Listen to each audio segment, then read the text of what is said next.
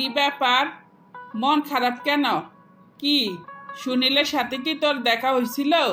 কি বলছে সুনীল? আমি কি জানতে পারি? এত কিছু তোমার জানা লাগবো না। তুমি না বলছিলা তোমার পছন্দের ছেলের সাথে আমারে বিয়ে দিবা।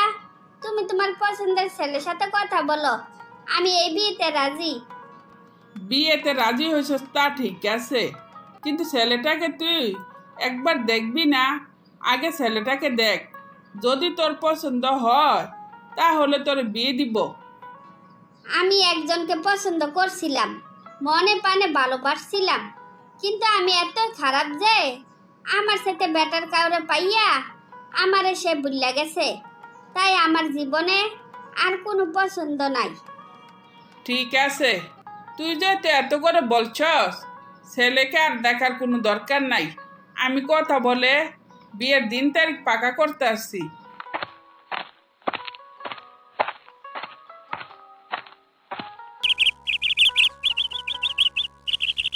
কি রে মেঘনা, আমি এসব কি শুনছি?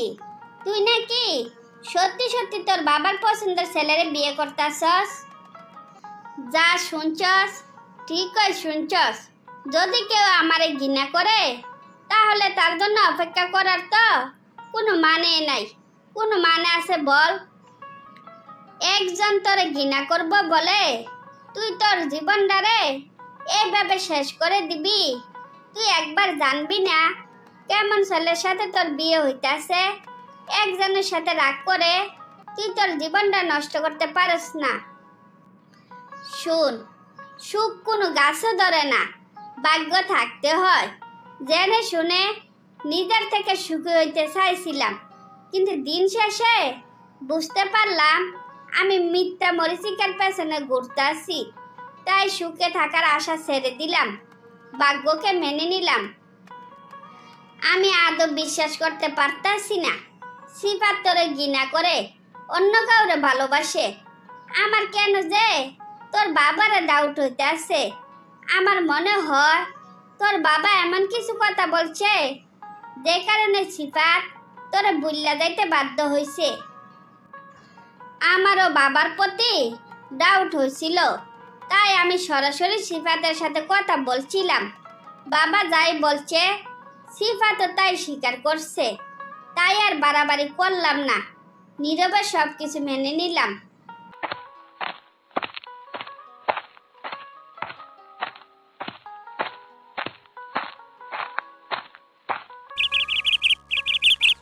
কি রে মিতা, শুনলাম মেঘনার নাকি সারাসারি হইয়া গেছে। মেঘনা তো মেয়ে হিসাবে অত খারাপ না, যে কোনো পরিবেশে নিজেকে মানাইয়া নিতে পারে। তাইলে ওর সাথে এমন হইল কেন? আমাকে বলতে পারবি? তুই মেঘনার ব্যাপারে একটা কথাও বলবি না। মেঘনার নামে প্রশংসা করলে তুই কিন্তু ইজ্জত নিয়া বাড়ি ফিরতে পারবি না। তুই আসলে একটা থার্ড ক্লাস বেয়াদব। তোর জন্য ওর এত সুন্দর জীবনটা এলোমেলো হইয়া গেল। শুন, পরিস্থিতির শিকার হইলে মানুষ এর সাথে খারাপ কাজও করে। তাই বলে তো আমি ওর নামে বদনামি করতে পারি না। আমার জীবনে ওই একজন প্রিয় মানুষ ছিল, সারা জীবন ওই আমার কাছে প্রিয় মানুষ হইয়া থাকবো। কি রে সিফাত, যার জীবন তুই বরবাদ করে দিলি তার খোঁজ খবরও রাখস, তার জন্য দুঃখ প্রকাশ করস, তারে নিয়ে আবার প্রশংসাও করস। তোর মতলবটা আমি বুঝলাম না তো। হয়তো পরিস্থিতির শিকারে সাময়িক সময়ের জন্য ওরে ঘৃণা করছি, কিন্তু ওর কথা আমি একটা দিনের জন্য বলতে পারিনি। আমি মন থেকে চাইছিলাম মেঘনা খুব সুখে থাকুক, কিন্তু ওর জীবনটা যে এভাবে শেষ হইয়া যাইব আমি কোনোদিনও কল্পনাও করি নাই। ওর কাছে আমি অপরাধী হইয়া গেলাম। তুই কোন পরিস্থিতি শিকারের কথা বলছিলি? মেঘনার বাবা কি তোর কিছু বলছিল যার ভয়ে তুই মেঘনারে ভুলে গেছস? কি রে কথা বলস না কেন? না, মেঘনার বাবা আমারে কিছু বলে নাই। আমি ভাবছিলাম মেঘনার ভালো করে বিয়ে হলে হয়তো বেশি সুখে থাকবে, কিন্তু সুখের বদলে যে ওর জীবনে দুঃখ ভরে যাবে তা তো আমি জানতাম না। তার মানে তুই মেঘনারে অনেক ভালোবাসস, সেই কারণে তো সবাই বলা বলি করে মেঘনার জন্য তুই অন্য কারো জীবন সঙ্গী হিসাবে মানতে পারস নাই, তাই তুই বিয়ে শাদী করস নাই। ওই যে মেঘনার বাবা আসতেছে। বাবা, তোমার একটা কথা বলার জন্য আমি খুঁজছিলাম। আমার অহংকারের কারণে আমার মেয়ের জীবনটা শেষ হইয়া গেল।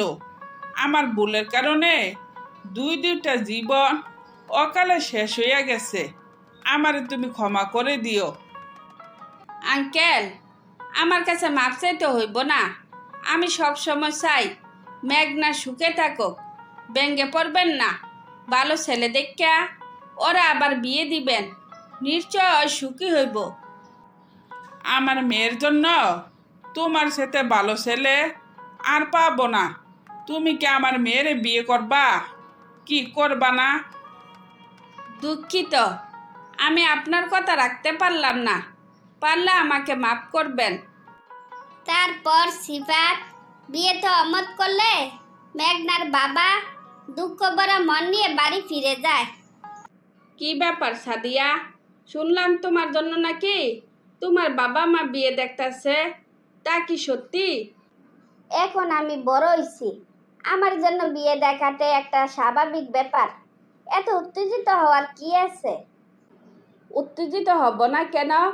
আমি যে তোমার পছন্দ করি, তোমার পরিবার কি জানে না? আমার পরিবার জানে কি জানে না, এত কফিয়ত আমি তোমাকে দিতে পারবো না। এবার কি আমি বুঝাইতে পারছি? না, আমার তুমি বুঝাতে পারো নাই। এই 7 বছর ধরে আমি তোমার পছন্দ করি, অন্য কারোর সাথে বিয়ে হওয়ার জন্য না। এবার কানে কি কথা গেল? তোমার পরিবার আমার একদমই পছন্দ করে না, আমার বাবা তা জানতে পারছে। সেই কারণে আমারে বিয়ে দেওয়ার জন্য অস্থির হয়ে গেছে। এখানে আমার আর কিছু করার নাই। তোমার বাবা জানলো কিভাবে যে আমার পরিবার তোমার পছন্দ করে না? কি, আমার কথার উত্তর দাও না কেন? তোমার বাবার সাথে আমার বাবার দেখা হয়েছিল, বাবারে নাকি ইচ্ছা মতো কথা শোনাইছে আর বলছে যত তাড়াতাড়ি সম্ভব আমার যেন বিয়ে দিয়ে দেয়। আমার বাবা এ ধরনের কথা বলতে পারে? আমার আজও বিশ্বাস হইতেছে না। আগে আমার জানতে হবে আসল রহস্যটা কি, তারপর তোমার সাথে আমি কথা বলতে আসছি।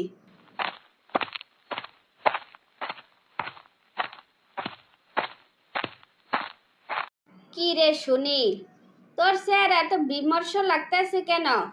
কি হয়েছে তোর? আমার আগে খুলে বলতো। তুমি আগে বাবারে ডাকো। বাবা সাদিয়ার বাবারে কি বলছে আমারে তা জানতে হইব। আগে বাবাকে ডাকো। আমি বলি কি, কোনো ব্যাপারে অস্থির হইতে নাই।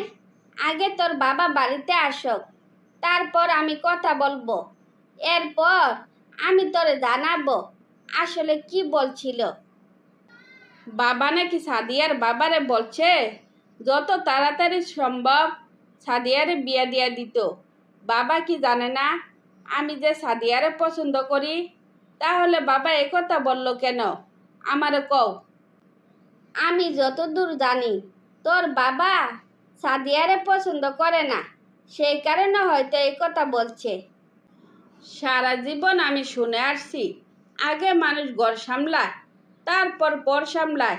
আর এখন দেখলাম তার উল্টো, নিজের ঘর না সামলাইয়া পর সামলাইতে গেছে। বাবার এরকম স্বভাব এখনো আমার বিশ্বাস হইতাছে না।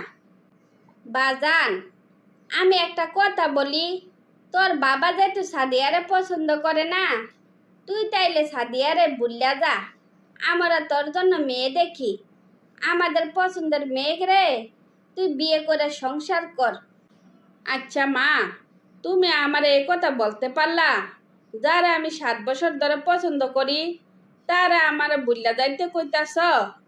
তুমি আমার সব কথা কইলেও কিন্তু সাদিয়ারে ভুল্লা যাইতে বইল না।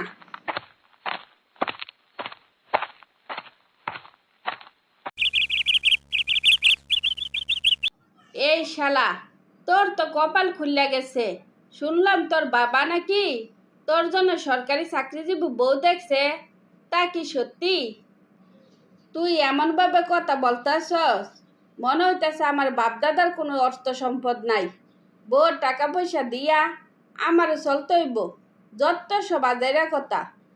আরে শালা, আমি আদায়রা কথা বলছি না। ওই মেয়ে সরকারি চাকরি করে। তুই আমারে বলতো, সাদিয়ারে তুই বিয়ে করলে কি পাবি? তুই সব সময় পাওয়ার চিন্তা করস কেন? সব সময় পাওয়াতে সুখ আসে না, কিছু সময় না পাওয়া তো অনেক শান্তি থাকে। আমি কি বুঝাইতে পারছি? না, তুই আমারে বুঝাইতে পারস নাই। এমনিতে তোর পরিবার সাদিয়ারে পছন্দ করে না। জোর করে বিয়ে করলে তুই কোনো দিনে সুখী হইতে পারবি না। সেটাই কি তুই বুঝস? তুই এসব কি করতেছস? সরকারি চাকরিজীবী মাইয়া পাইয়া ওরা আমি বুঝলে দিতাম। এর জন্য কি উপরওয়ালা আমার শাস্তি দিব না? আরে শালা, রাখ তোর শাস্তি। জীবনে ভালো কিছু পাইতে গেলে অনেক কিছু ত্যাগ স্বীকার করতে হয়। এসব বাদ দিয়া ওই মেয়েরে তুই বিয়ে কর। হয়তো কিছুদিন খারাপ লাগবো, পরে আস্তে আস্তে ঠিক হইয়া যাইব। হ, ওই দিন রিমন ভাইও বলল, পছন্দের মেয়েকে বিয়ে করলে বাপ মা নাকি মান্য নেয় না। পরে দাম্পত্য জীবনে কোনো দিনে সুখী হওয়া যায় না। যাক, বাবা মার পছন্দে বিয়ে করি, সে ভালো। তারপর সুনীল লুবে পড়ে সরকারি চাকরিজীবী মেয়েকে বিয়ে করে বাকি জীবন অতিবাহিত করতে থাকে। কি ব্যাপার মিতালি, এই অসময়ে তুই এই বাড়িতে? কি হয়েছে মা, তোর এমন দেখা যাইতেছে কেন?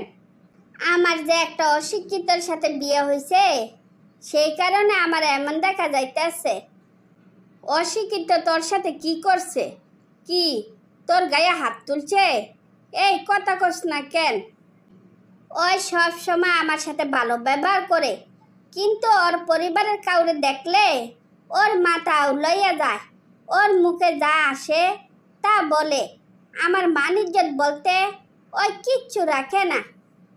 আমি কি ওর সাথে কথা বলবো? কেন সে তোর সাথে ওইরকম ব্যবহার করে? না, তুমি আর ওর সাথে কোনো কথা বলবা না। ওর সাথে আমি আর সংসার করতে চাই না। তোর শ্বশুর বাড়িতে তোর যদি সম্মানের সাথে না রাখতে পারে, এটা তাদের ব্যর্থতা। তোর যদি মনে হয় তুই তাদের সাথে মিলেমিশে থাকতে পারবি, থাকবি। আর যদি মনে হয় তাদের সাথে তোর থাকা সম্ভব না, তাইলে সেখানে যাওয়ার আর কোনো দরকার নাই। ওইখানে যতক্ষণ আমি মুখ বন্ধ করে থাকি ততক্ষণ ভালো। আর যে আমি মুখ খুলি আমার বাঘের মতো করে ধরে, গায়ে হাত তুলতেও ওই দ্বিধা করে না।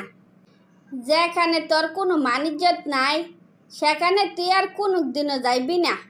তোর প্রতিনিয়ত অপমান অবহেলা করার জন্য আমি মেয়ে পালি নাই। এই 22 বছর তোর পালতে আমার অনেক কষ্ট হয়েছে। দরকার হইলে সারা জীবন আমি কষ্ট করব, কিন্তু আমার মেয়েকে আমি কষ্ট পাইতে দিব না। কি ব্যাপার, তুমি আবার এই বাড়িতে কেন? আমি না বলছি আমি আর তোমার সাথে সংসার করতে চাই না। তার মানে তুমি আর আমার বাড়িতে যাইবা না? তুমি তাইলে ডিভোর্স চাইতেছ? হ, আমি তোমার কাছ থেকে ডিভোর্স চাই। আমি এত শিক্ষিত হওয়ার পর তোমরা আমার সাথে সব সময় কামলার মতো ব্যবহার করছো।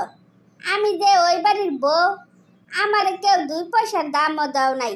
তাই আমি আর ওই বাড়িতে যাইতে চাই না। তুমি কি ভাবছ? তুমি না যাইতে চাইলে আমি তোমার হাতে পেয়ে দইরা নিয়ে যাব? আমার কাছ থেকে এ আশা বলো করো না। ঠিক আছে, তুমি আবার যাইতে পারো। আমি বুঝতে পারছি আসলে তুমি আমার যোগ্য ছিলে না। তাই আমি মনে করি আমাদের আলাদা হয়ে যাওয়াটা উচিত। যে সম্পর্কের মানে বোঝে না সেই সম্পর্ক ঝুলিয়ে রাখার কোনো মানে নাই। ঠিক আছে, তুমি তোমার যোগ্য পাত্ররে বিয়ে করো, দেখব তুমি কতটা সুখে থাকো।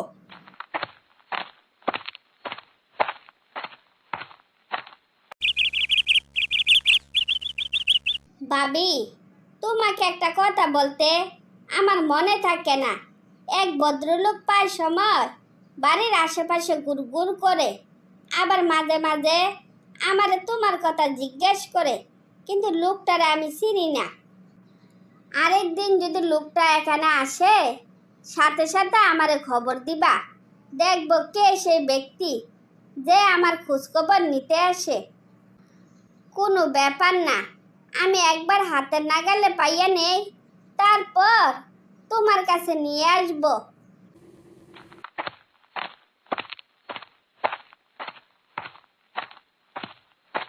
কি ব্যাপার, তুমি এখানে কি করো? শুনলাম তুমি নাকি পাই সময় এবারের আশেপাশে ঘোরাঘুরি করো। তোমার কথা খুব মনে পড়ছিল, তোমাকে এক নজর দেখার জন্য আমি প্রায় দিন এখানে আসি, কিন্তু তোমাকে দেখা আমার ভাগ্যে জোটে না। আমি আমার শ্বশুর বাড়িতে খুব ভালো আছি, আমাকে এক নজর দেখতে আইসা আমার সুখের সংসারে তুমি দুঃখের আগুন জ্বালাইতে আইসো না। আমি জানি তোমার যোগ্য পাত্রের সাথে তোমার বিয়ে হয়েছে, তুমি খুব সুখে আছো। এতদিনে আমি বুঝতে পারলাম আসলে আমি তোমার স্বামী হওয়ার যোগ্য ছিলাম না। এই কথাটা বলার জন্য এতদিন অপেক্ষা করছিলাম, পারলে আমারে ক্ষমা করে দিও। তারপর সাব্বির তার দুঃখ ভরা মন নিয়া বাড়ির উদ্দেশ্যে রওনা দিল।